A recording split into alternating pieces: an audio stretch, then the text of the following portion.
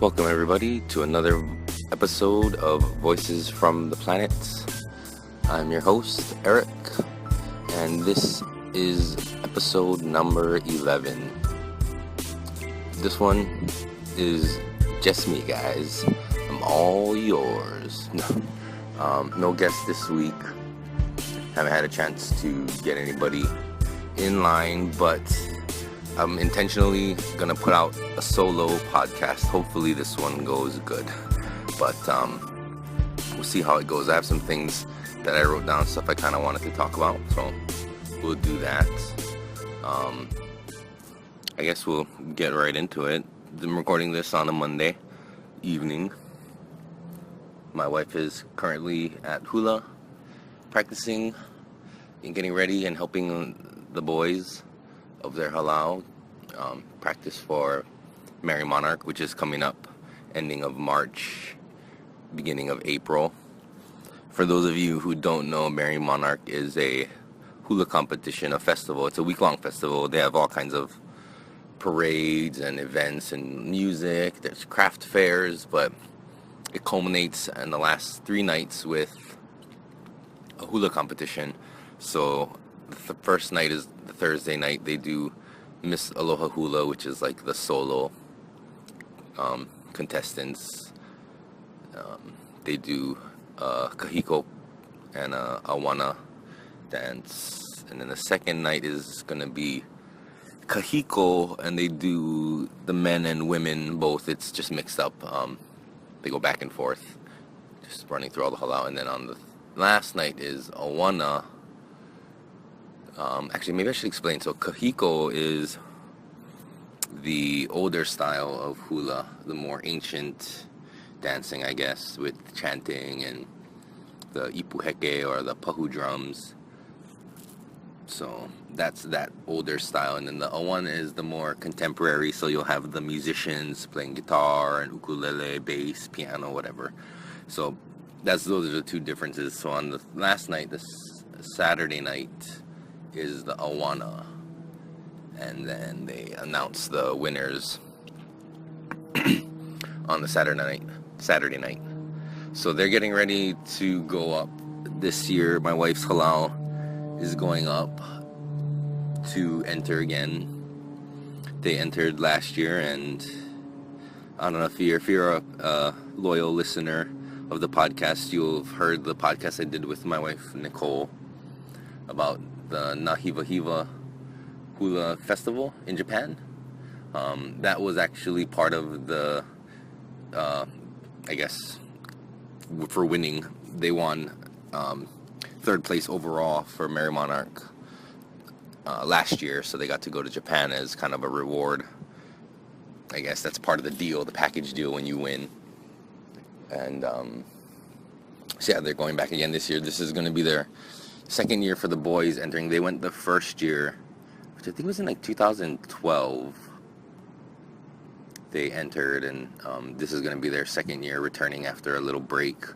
So it's a pretty big deal for them to be invited back and to get the opportunity to dance on that stage. I mean, this hula competition is like the end-all be-all hula competition. They refer to it as the Olympics of hula.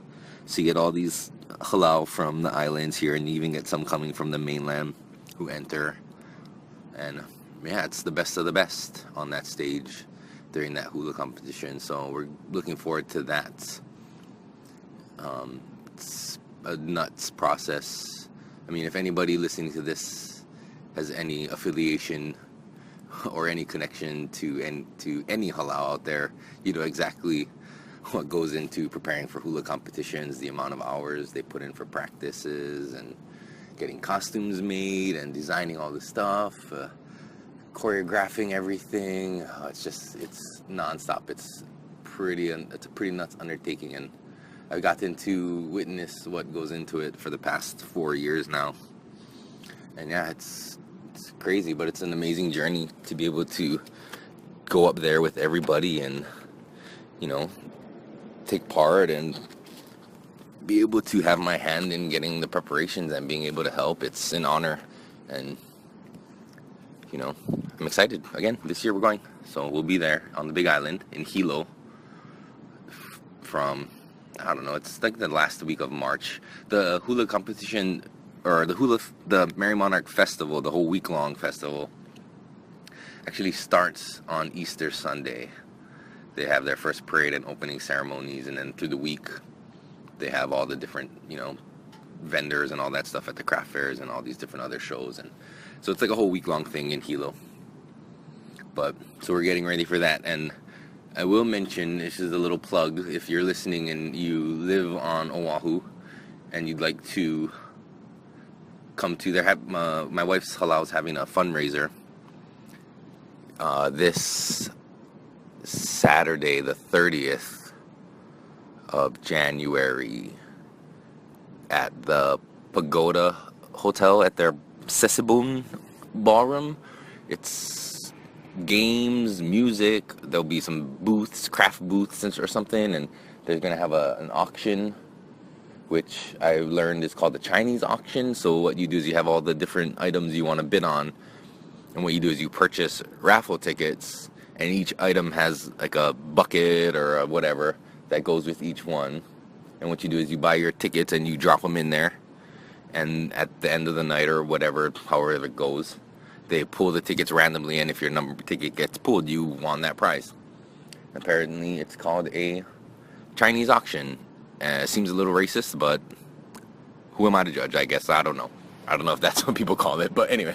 So they're gonna have an auction. There'll be games. So if you're interested and you want to get tickets, they're $30. It comes with a meal. I think they're doing like bentos or something. But yeah, come let me know. Email me at voicesfromtheplanet@gmail.com and let me know how to contact you or whatever. And if you want to pick up tickets, I can help you out with that. But yeah, so that'll be this Saturday, January 30th at the Pagoda Hotel at the Sesibun Ballroom. Hit me up if you want tickets. All right, enough with that. Moving on. Sorry. Shameless plug for the halal. So I do have some things. I kind of was thinking about it today. I did want to record this solo episode to try it out, to actually intentionally record it. I did one before, if you listened, the one I did in the car, but that one, as I was recording it, I really had no intention of putting it out. And when I put it out, I didn't have anything to go with, so I just grabbed that one from off the phone and decided to put it out there and see what happens. But this one I'm doing this on purpose. So I'm gonna put this one out, as awkward and weird as it is, but this will give you a little bit of me, I guess, right?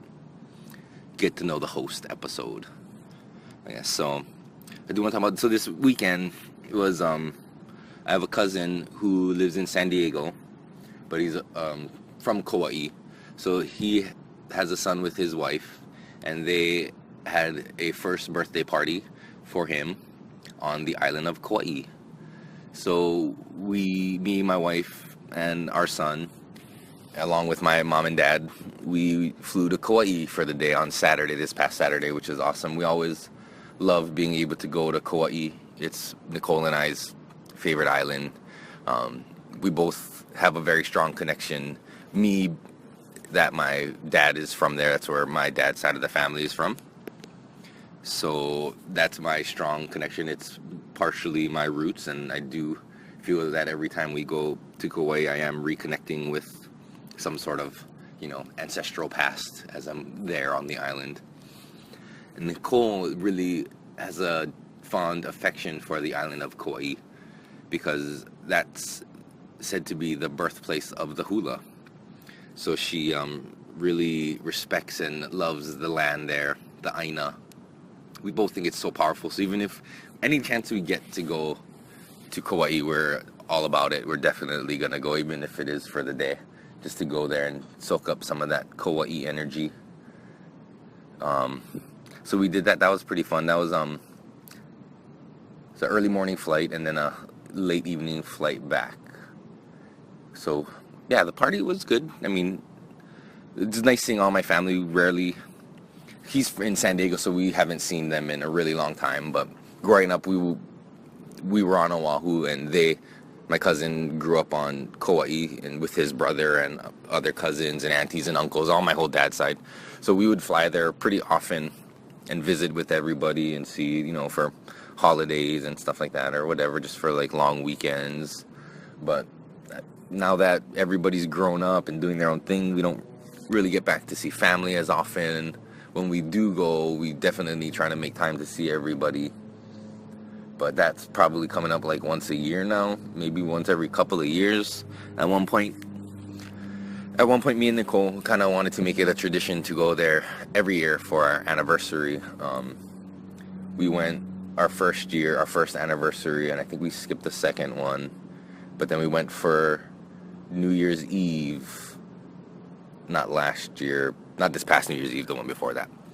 But, so yeah, we just really love that island. I just love being there, and I'm hoping that we can bring our son there a lot and he can connect with that energy that Kauai seems to be providing us in abundance every time we go there. But yeah, it does suck to be there for such a short time, but it's better than nothing. And it's always good to go see family, but so yeah, that was our Kauai trip. One thing, actually, I don't know how, maybe I'll come back to that one. But we did get some news while we were on Kauai that was pretty shocking. Actually, fuck it, I'll just talk about it now. So, while we were on Kauai, we got Nicole, I don't know if she got a call or if it came through over a text message that one of our coworkers had passed away that day on Saturday. He what we initially found out was that he had fallen in the shower. I guess he hit his head and he passed away. But what I found out today, going back to work, was that they think he might have had like a heart attack, and that it could be stress related, which maybe all heart attacks are. But this guy, I mean, I knew him since early in my career. We worked together at another hotel when I first started there. He was already there. He had been there since like the 80s. So he was one of my first coworkers that I have a long history with. Or one of the coworkers that I have a really long history with. Just with all the transfers, we've always stuck together. He was in our finance department. And it's just so fucking shocking. He's not even old. He's probably like in his 50s only. But it was crazy. And it's, people say things like, why do the good ones go? And he was one of our good ones.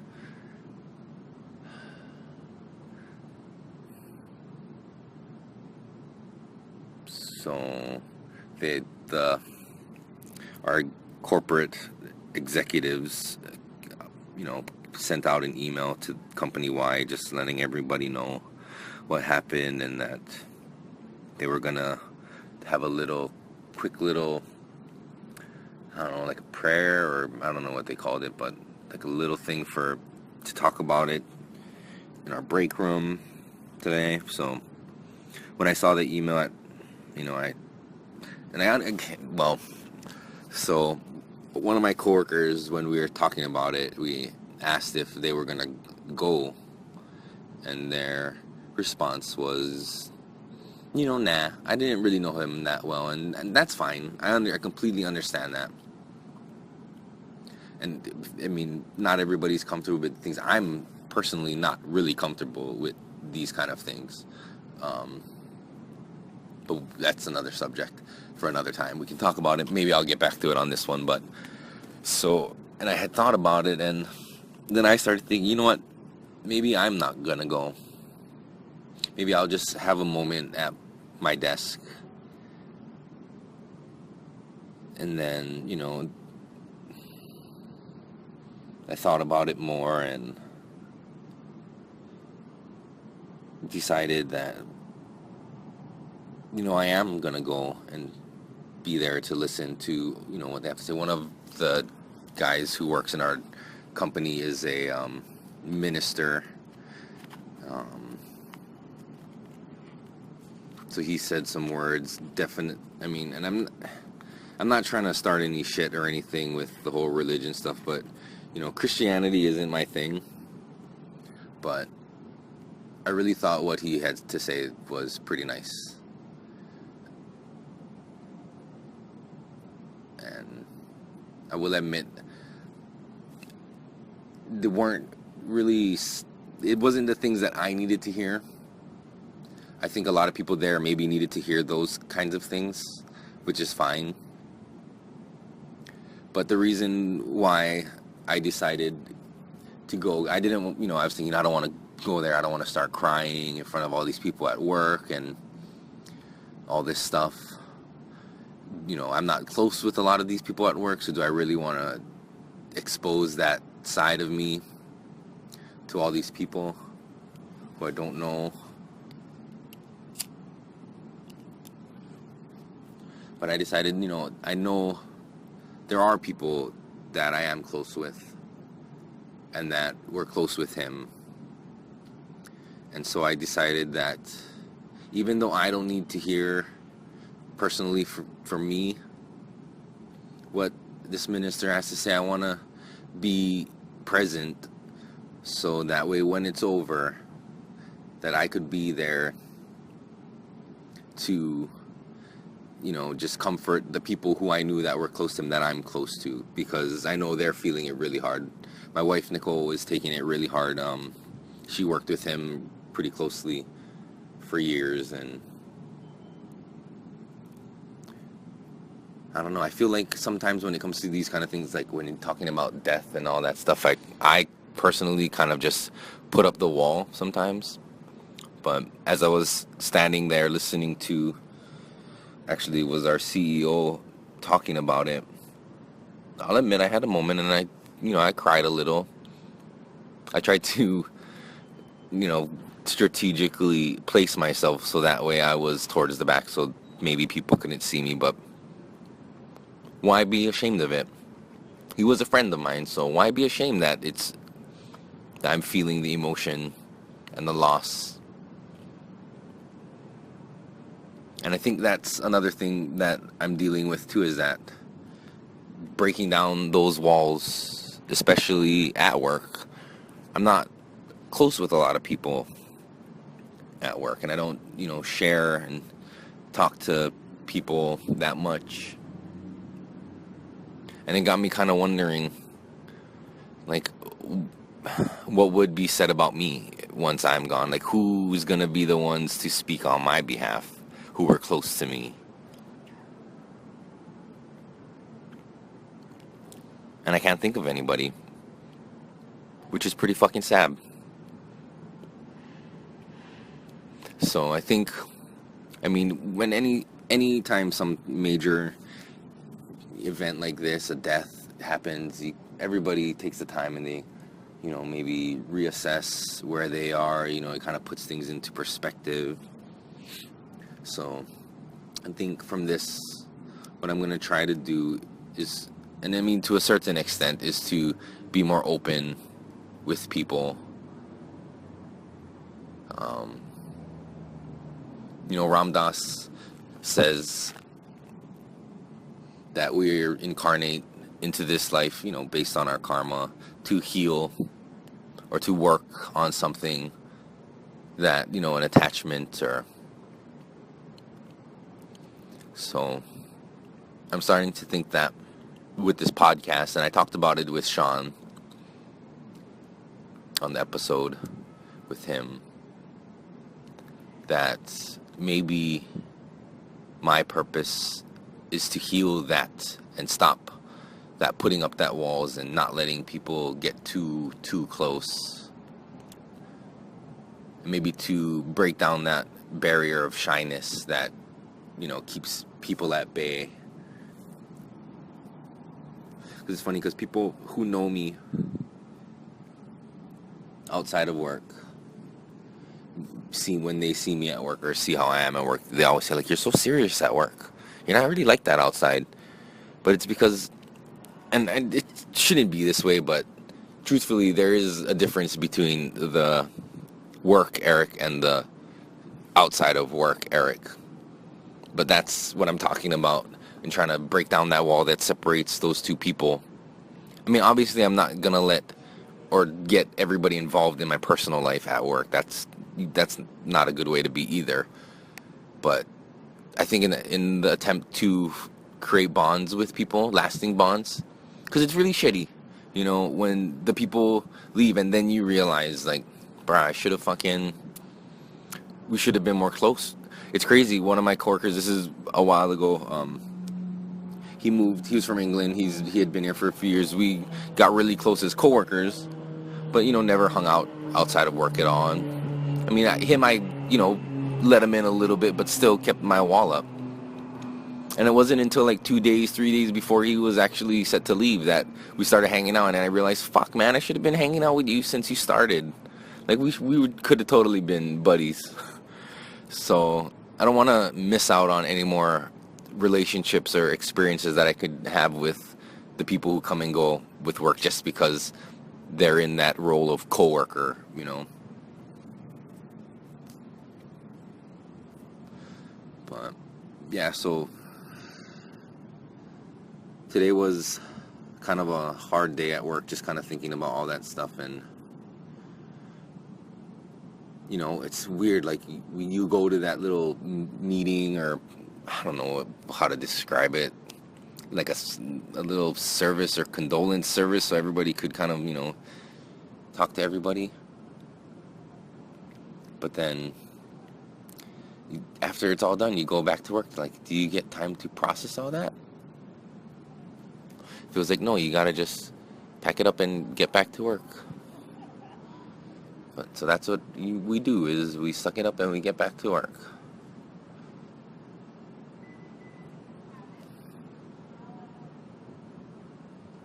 But actually, I wrote down this other quote from Ram Dass. I was listening to the Be Here Now podcasts earlier today, a bunch of them, maybe for the purpose of kind of getting some inspiration to spark some healing with what, you know, happened over the weekend. But there was a quote, I mean, so I just wrote the quote, and it's just a short one. It just says, hold on tightly, but let go lightly. And he might have been quoting somebody else, but I really think that's, I mean, a good thing. I'm relating it to, like, relationships and where attachment is involved, and the difference between love and appreciation and attachment to something. So to be holding on tightly, to me, I think of, like, you know, to, like, cherish that person that you're in that relationship with, whatever the relationship may be, but not to be so attached, and to be able to let go lightly, because as Ram Dass says, this is all an illusion. You know, I really hope to think that, you know, he accomplished all he needed to do in this incarnation, and, you know, mission accomplished on this side, time to go on to the next one. So, you know, he left his body to move on to the next stage, and whatever that may be for him. But that makes me feel a little better that, you know, it's not over, and that he's doing something else and healing something else, you know. All right, I'm gonna get off that subject already, because I can stop talking about that. I'm sorry, guys, but I'm trying to open myself up here. As Tim says, hashtag open heart army. So yeah, that's what I'm trying to do. So my heart is open to you guys. I'm putting myself out there on this one. So yeah. All right. So what's next? Here's something else that was interesting. So on the newspaper today, on the front page of our local Star Advertiser, is the name of our paper here. Front page, there was a article about saving the Eva Beach skate park. If you follow me on Instagram, you might have seen my posts about it, but there's currently a petition going around to help get some funds, I guess, or have the state fix up and repair the dying, dilapidated, fucked up asphalt at the Eva Beach skate park. Sorry, I'm recording this outside. I don't know if you can hear that helicopter flying over. I'm again recording this from beautiful Kalihi, so that might be expected. Oh, actually, I see the full moon rising over the mountains. I don't know if it's full, actually. It might be on its waning cycle, but it's coming up and it's huge right over the mountains here, and it's really beautiful. Yeah. But anyway, so yeah, the skate park. So they actually had an article in the newspaper today about it, which I think is completely awesome. Because I used to skate there back in the day. I started skateboarding in maybe 96, 97. You know, my friends that we hung out with, and we were really we were living that skater lifestyle to the fullest. And I mean, not to toot our own horns or anything, but we were pretty good. We were probably not far from sponsor material, and we'd make our own little skate videos and shit. If I have one, maybe I'll find a way. I'll stick it up on YouTube. You know how you make little segments for each person, and you put some music on, and as back in the VHS days, we used to record ourselves. But yeah, so we used to skate all over the place, and once somebody finally got a car and we could drive, we would be going to all the different skate parks. And Eva Beach skate park was one of the ones we used to go to a lot. We used to get there, and even back then, it was all fucked up. So I'm super happy that they're trying to get it fixed. I hope it works, and I hope they do get it fixed, because my son, I hope one day, I can take him there, and maybe he can try his hand at skateboarding. I think his old papa.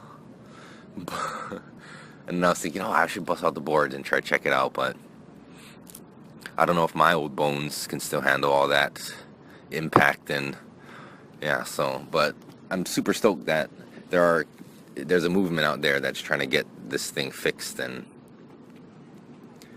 yeah, I mean, Eva Beach is growing so much. There's going to be so many kids, and hopefully a bunch of them get into skateboarding and keep it up, and that would give them a really good skate park. The only other shitty thing about it is Eva Beach is fucking hot as balls, and there's no trees or any kind of shading around there. So I remember it being killer hot, and the ramps and all the platforms and stuff like that are all concrete. And so yeah, but I have a lot of good memories from back in the day skating. We used to go to this one skate park on the Air Force base called the Hickam Hangar back in the day.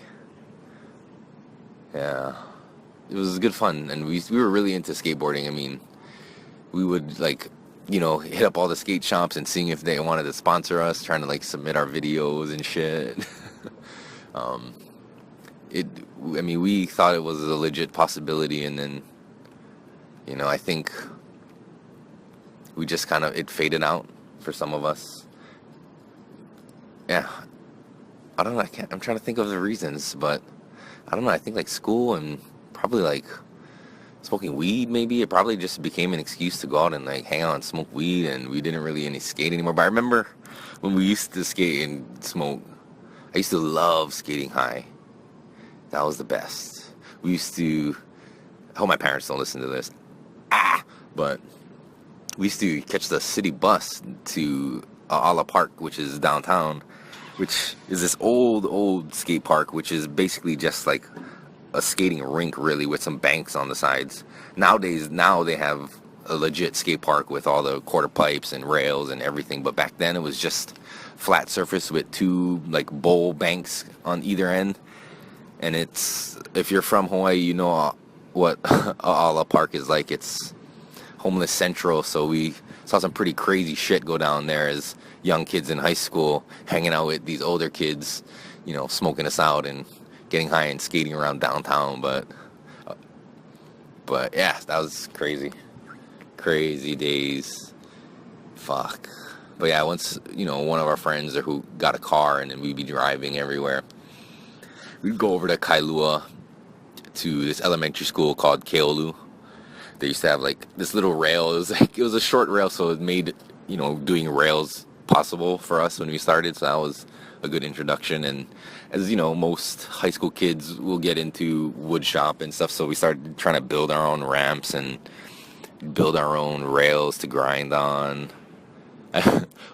We used to set them up right in front of our house. Like my neighbor where I grew up, right across the street, was one of my good friends, and we used to skate together. So we built a quarter pipe, and we'd have it in the middle of the street or whatever. And then as cars would drive by, we'd have to push it off to the side. And same thing with like rails we made. We made maybe like a rail that was like 1.5 feet high off the ground. And I remember one evening it was getting pretty late. I mean, it was street lights were coming on, so it was pretty dark.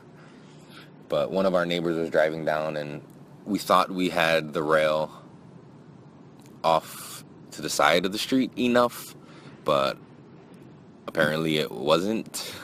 So this guy came driving down the street and he totally fucking whacked it, and it went flying down the road, and his front of his truck got dented in, and it was like, fuck. But I mean, we didn't get into too much trouble. I think it was just an accident, But yeah, I mean, there's so many other stories. I should probably get some of our friends who we used to skate with on here. ST is one of my homies we used to skate with. Yeah, his brother and all these other guys. And I actually just ran into this guy we used to skate with. He was older than us. He was a senior, I think, when we were freshmen. But we used to skate with him in YPO. And I just actually bumped into him the other week in Waikiki. He works there now, and it's interesting seeing him. It's exactly the same. Dresses the same, talks the same. It's funny, I feel like I changed so much, and he's still that skater dude. But anyway, I digress. But yeah, I'm super stoked that people are trying to get the Eva Beach skate park repaired and back up to proper working order for the future generations to get into skateboarding. Because for me, I really enjoyed it. It's good exercise for everybody. It's fun with your friends. You hang out. It's what kids should be doing. We didn't wear any helmets. That's the irritating thing when you see kids riding nowadays and they gotta wear helmets or these pads and all this shit. Like, we never wore any, you know what I mean? But whatever, I guess it's a different generation. We were like street skaters, so we were like the punk kids who hung out at parks and, got into trouble. And I like to think that skateboarding, here comes another helicopter. I'll try to keep talking over it. But I was going to say is I like to think that skateboarding kept us out of trouble. I probably shouldn't be moving this thing too far and too close. I'm recording this with my iPhone, so I probably should try to keep it the same distance so the volume is even for you guys listening, so you're not blowing out your eardrums listening to this. But yeah, I mean, we got into our fair share of trouble, but nothing serious. I have no juvenile police records or anything, so fuck it. I mean, it kept us out of big trouble, I suppose, by keeping us occupied with littler troubles, maybe, but whatever. That's neither here nor there now. That's all in the past, and I'm sure the statute of limitations is up on anything we might have really done that could have been bad, but anything we allegedly did. What else can I talk about? Let's talk about this. So I have a note here. It says, not disturbing the peace. My peace. Others' peace is their problem. Because what I'm starting to realize now is that I might not speak my mind openly or freely give my opinion out of fear of what I perceive as me disturbing the peace. So a lot of times I'll hold back. But what I'm starting to realize is that's starting to affect my inner peace because, well, fuck it. So I'm, nah. What I'm realizing is that I'm starting to realize that I'm starting to resent and have these feelings of resentment towards these people who I feel are making decisions for me in my life. And the reason I'm thinking these people are becoming decision makers for me is because I'm too afraid to speak my mind out of fear of disturbing the peace. If that makes any sense. I'll try to explain it. So, I guess lately I've been feeling a little dissatisfied with work but not speaking up about it, not voicing my opinions or, just taking it. And then letting that all build and build and build until it comes out as misplaced anger towards other people, and also resulting in me maybe out of need to feel I'm making my own decisions, doing things that I think, okay, this is me making a decision, not really realizing the effects of other people that it might have on other people in my life. I'm not doing anything bad, but I don't know. Fuck. So, recently, I started seeing a therapist to help me be able to heal some of these issues I think I might be having. I've been feeling, it builds and you get angry and you snap, and I'm trying to figure out how to release that before it comes to a point where I'm snapping.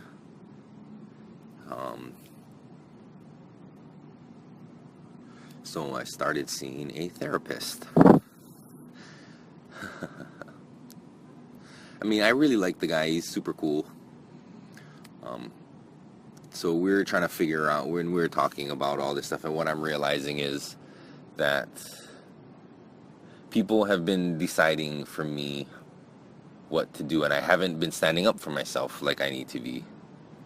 So I'm not speaking my mind out of fear for people maybe resenting what I said, misinterpreting what I said, so I don't want to be misunderstood. I don't want to make people mad, so I just keep it to myself.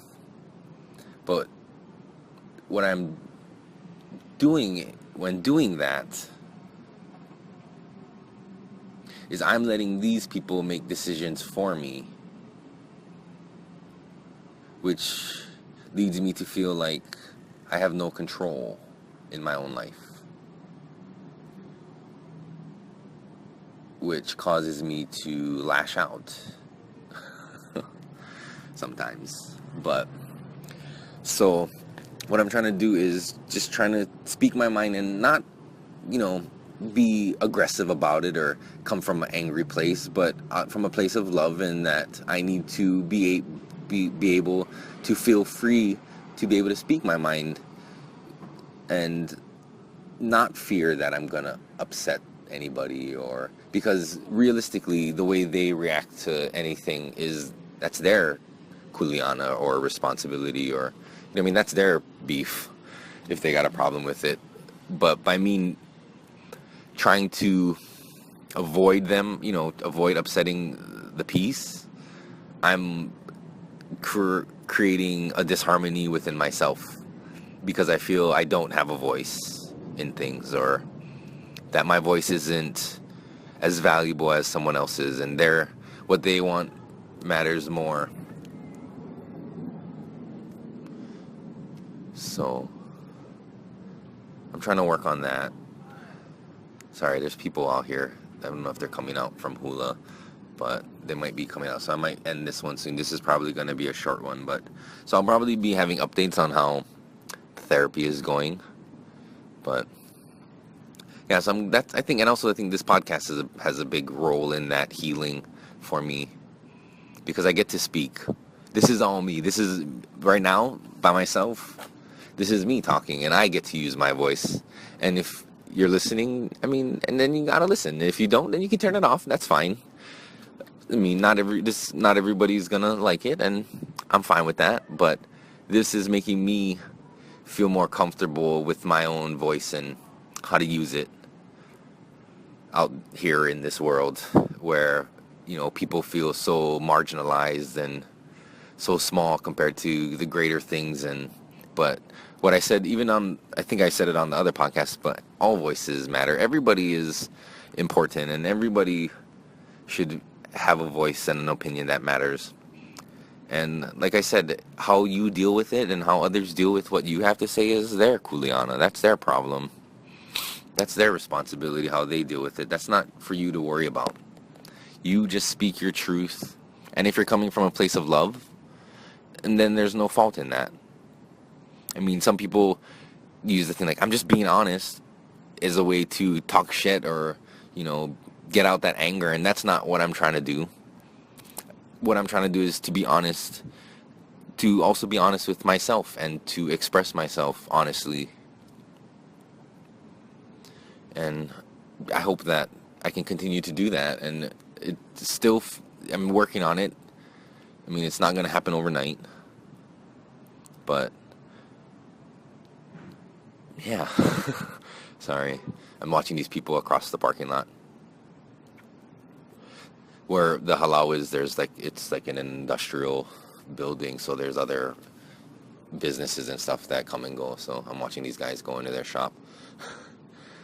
But, so yeah, I guess I'm done talking about that too. About, actually, the reason why I wrote that down, I think, is because there's a quote in Taoism that I really liked, and I'm going to just paraphrase it here, but it's that, peace is of the highest value, and if the peace has been disturbed, how can the master be content?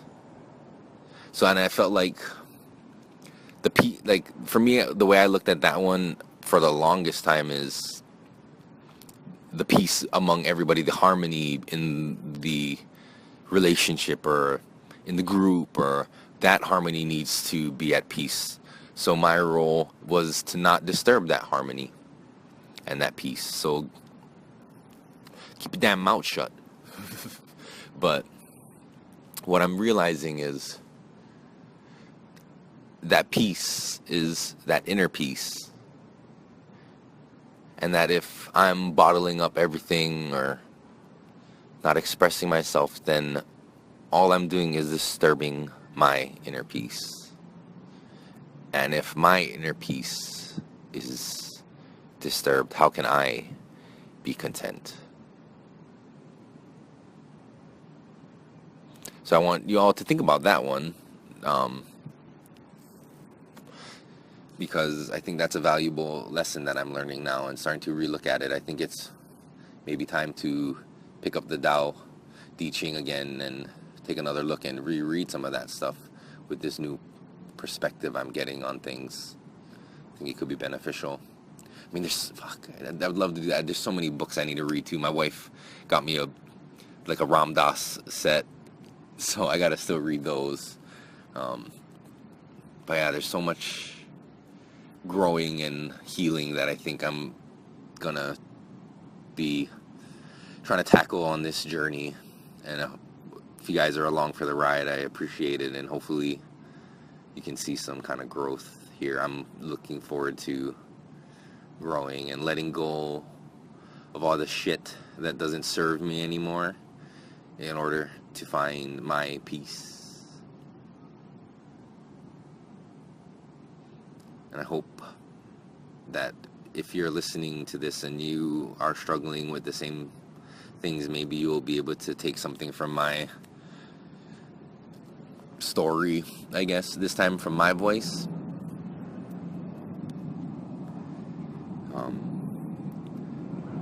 So I guess that's it for now. Now there's a plane taking off. Sorry for all the background noise in this one, guys. Thank you for sticking with me and giving me a chance to just air that shit. If it went on and it didn't make sense at times, I'm sorry. I'm sitting out here just trying to get this. I have some pretty vague notes here on my phone I'm looking at. But this was my attempt at an intentional solo podcast. But yeah, so don't forget, I guess I'll wrap it up here. I'll do my little plugs for my social media. It's at Voices from the Planet on Instagram. I have a YouTube channel. It's Voices from the Planet. You can search it on YouTube. We got all the episodes up on YouTube. Hopefully in the future we'll be able to do some type of video ones and actually get you guys some video podcasts to watch. Yeah, thank you guys. I really appreciate you taking the time and listening to me get all that out. It feels good to have said all that, and hopefully I'll have the balls to put this out. So if you're hearing this, then yeah, I did it. So thank you guys. I really, really appreciate it. And I really appreciate all the support and all the love from everybody out there. Yeah, so keep checking back, I guess, and we'll see what we have coming up more. Yeah, that cookie I ate before I started doing this is starting to kick in. But yeah. Alright, you guys, that's it for now. Thank you guys. I probably thanked you guys so much right now, but yeah, I'm just really appreciative. I appreciate